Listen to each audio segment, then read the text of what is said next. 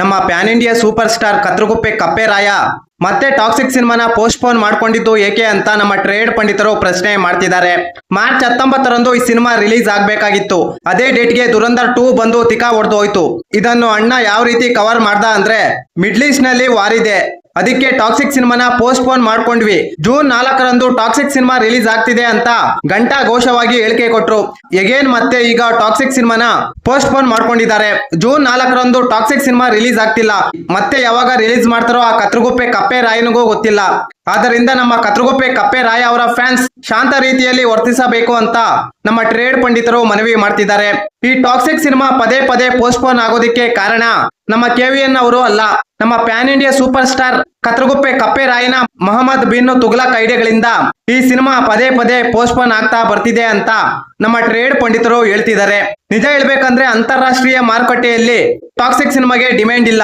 ಯಾವ OTT platforms ಕೂಡ ಯಾರು ಈ ಸಿನಿಮಾನ ಬೈ ಮಾಡ್ತಿಲ್ಲ.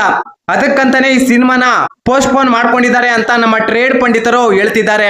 ಕೆಲವು ಟ್ರೇಡ್ ಪಂಡಿತರು ಹೇಳುವ ಪ್ರಕಾರ ಜನನಾಯಕನ್ ಟಾಕ್ಸಿಕ್ ಸಿನಿಮಾಗಳನ್ನು ಪ್ರೊಡ್ಯೂಸ್ ಮಾಡಿದ ಪ್ರೊಡ್ಯೂಸರ್ಗೆ ಈ ಸಿನಿಮಾಗಳಿಂದ ಇದುವರೆಗೆ ಯಾವುದೇ ಆದಾಯ ಬಂದಿಲ್ಲ.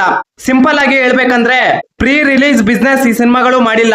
ಯಾವ OTT ಪ್ಲಾಟ್ಫಾರ್ಮ್ಸ್ ಕೂಡ ಈ OTT ಅವರು ಈ ಸಿನಿಮಾಗಳನ್ನು ಬೈ ಮಾಡಿಲ್ಲ. 300 ಕೋಟಿ ಬಜೆಟ್ ಇರುವ ಜನನಾಯಕನ್ ಸಿನಿಮಾನೇ 30 ಕೋಟಿಗೆ ಕೇಳ್ತಾವ್ರೆ ಅಂದ್ರೆ 600 ಕೋಟಿ ಬಜೆಟ್ ಇರುವ ಟಾಕ್ಸಿಕ್ ಸಿನಿಮಾನ 60 ಕೋಟಿಗೆ ಕೇಳಿರ್ಬೋದು. ಆದ್ದರಿಂದ ನಮ್ಮ pan India superstar Katraguppe Kapperaya ಅವರು ಈ ಸಿನಿಮಾನ ಪೋಸ್ಟ್ಪೋನ್ ಮಾಡ್ಕೊಂಡಿದ್ದಾರೆ ಅಂತ ಕೆಲವು ಮೂಲಗಳಿಂದ ಬಲವಾಗಿ ಮಾಹಿತಿ ಬರ್ತಿದೆ.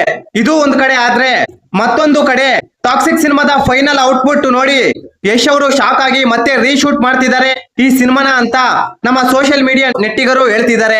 ಜೂನ್ 25ರಂದು ರಾಮ್ ಚರಣ್ ಅವರ ಪೆದ್ದಿ ಸಿನಿಮಾ ಬರ್ತಿದೆ. ಈ ಸಿನಿಮಾಗೆ ಎದುರ್ಕೊಂಡು ನಮ್ಮ ಕತ್ರಗುಪ್ಪೆ ಕಪ್ಪೆರಾಯ ಅವರು ಮತ್ತೊಮ್ಮೆ ಈ ಸಿನಿಮಾನ ಪೋಸ್ಟ್ಪೋನ್ ಮಾಡ್ಕೊಂಡಿದ್ದಾರೆ ಅಂತ ನಮ್ಮ ತೆಲುಗಿನ ಕೆಲವು ಟ್ರೇಡ್ ಪಂಡಿತರು ಹೇಳ್ತಿದ್ದಾರೆ.